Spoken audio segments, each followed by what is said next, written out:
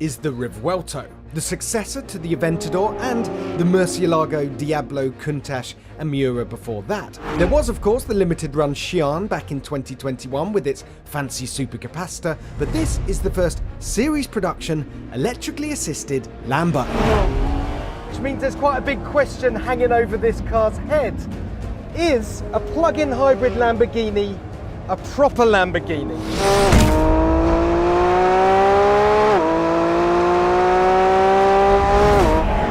There's your answer. And by the way, that's a big fat yes.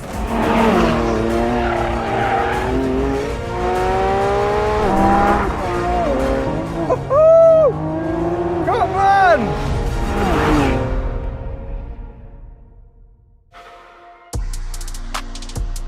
We've already shot a walk around video of this car, link above, which contains all the technical details you need and a fair few you don't, so I won't drown you in numbers, but let's recap on the headlines.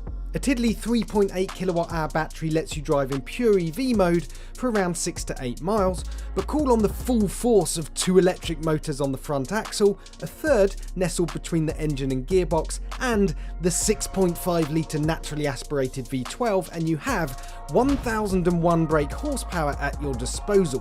Enough for 0 to 62 miles an hour in 2.5 seconds, 0 to 124 in 7, a top speed of over 218 miles an hour, and a hefty price tag of £450,000 before options. Hypercar numbers then for a high-end supercar price.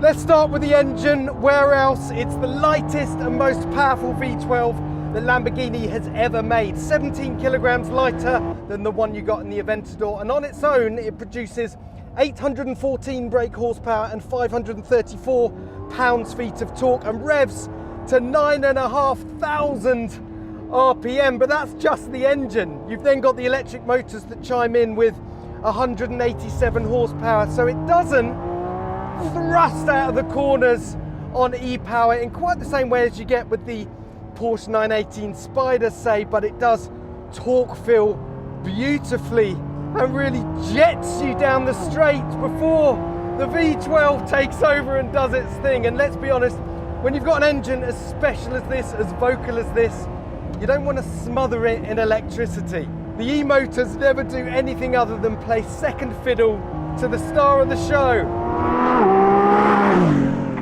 And then there's the part that makes the really big difference, the gearbox. So gone is that horrible old ISR single clutch gearbox you got on the Aventador, replaced with a proper all-new 8-speed twin clutch gearbox, and surprise, surprise, it works fantastically. You can ping down the gears and up the gears and it doesn't get in your way. You don't have to drive around it. About bloody time! The lithium-ion battery, which can be charged from a 7 kWh plug in just 30 minutes or via regen from all 3 motors and the engine in just 6 minutes, is mounted down the spine of the car. So to accommodate it, the V12 had to be rotated through 180 degrees and the gearbox mounted at the back, transversely. It's both lighter and faster than the 7-speed transmission in the Huracan and has an extra gear because reverse is taken care of by the rear e-motor. All this rearrangement means occupants now have 84mm more cabin length to play with, more headroom and a decent sized frunk, making this a far more practical car than the Ferrari SF90.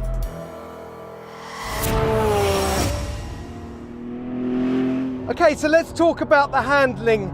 Let's face it, the Aventador was dripping in character, but was a little bit crude. It was a force of nature, but never really very fleet of foot. This changes everything. So the Aventador was pretty tricky on the limit.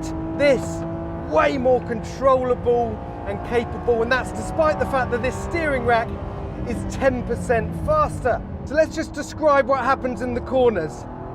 You squeeze the throttle and straight away you can feel the e-power on the front axle pulling you out of the corner, trimming your line, deleting any understeer and then whooshing you down the straight. But really, you're just biding time until that hulking great V12 takes over. I tell you what, there's a refinement to this car that I just haven't seen before from a Lamborghini. There's smoothness to the suspension, all the components work together harmoniously. It's the closest Lamborghini have got to matching Ferrari's dynamics.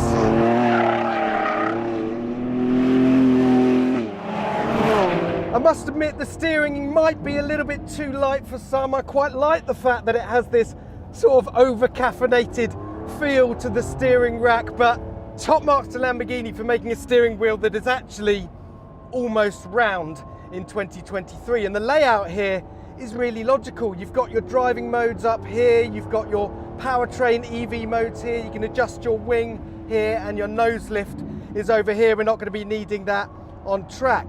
And then we get to the brakes. So normally with electric cars and hybrid cars that use regen, well, there's a bit of a problem because there's a point where your initial deceleration is from the regen, and then you get physical calipers on discs, and that handover point is quite tricky to manage. And I have to say, well, I haven't noticed the handover so far. Lamborghini's done a fantastic job. Having said that, we are driving flat out, using the brakes very hard on a racetrack. It could be a different story on the road.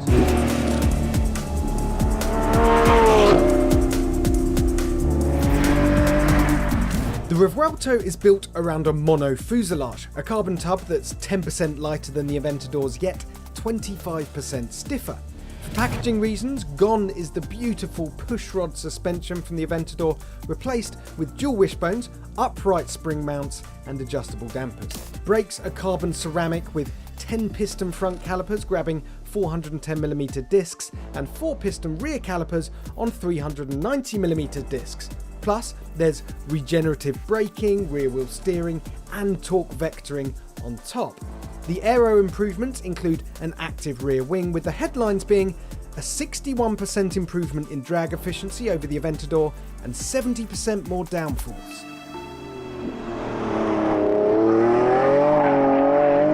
Oh, it just feels stable. Come on, I mean, a lot of the romance in these big Lamborghinis is wrapped up in the fact that they're supposed to be brutish and piggish to drive, but when you have one that has all the touch points, all the noise, all the glorious emotion of a big Italian supercar like this, but actually behaves itself well, you can forget all those old rose-tinted notions. This is what you want. Here we go, double apex, up to third, a little bit wide. Put the cones back, I may have knocked them off. Sorry!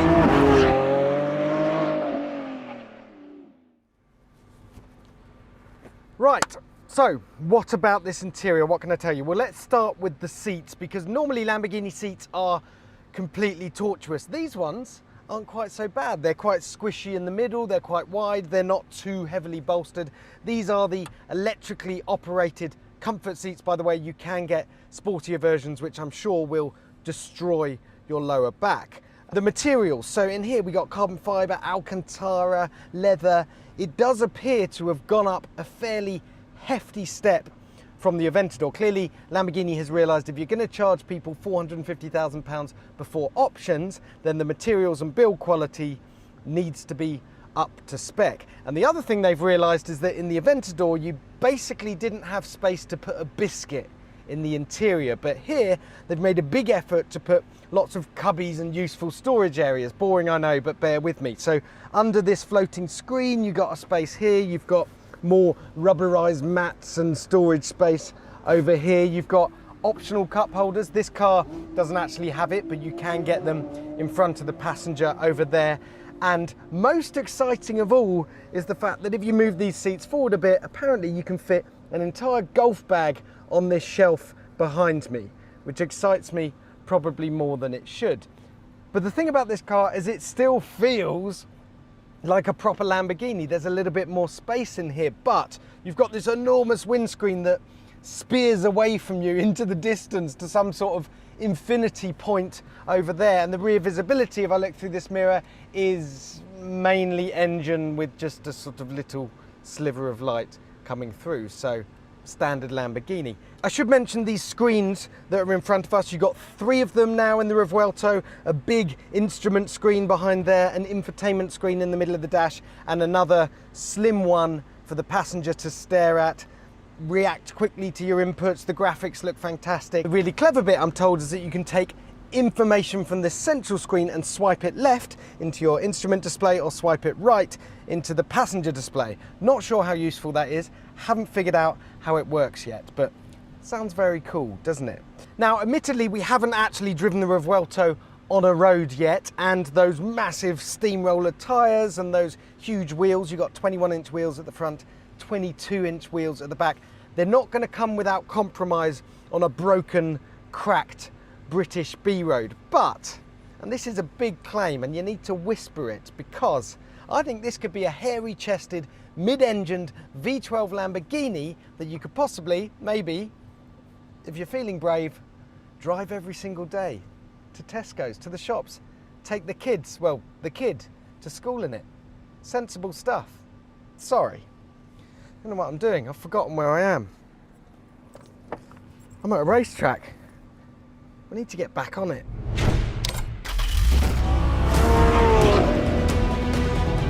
This is supposed to be a big scary Lamborghini, what's going on?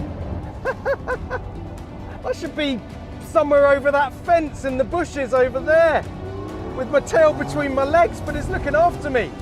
Hard on the brakes, turn in, take liberties, use all the power. Oh,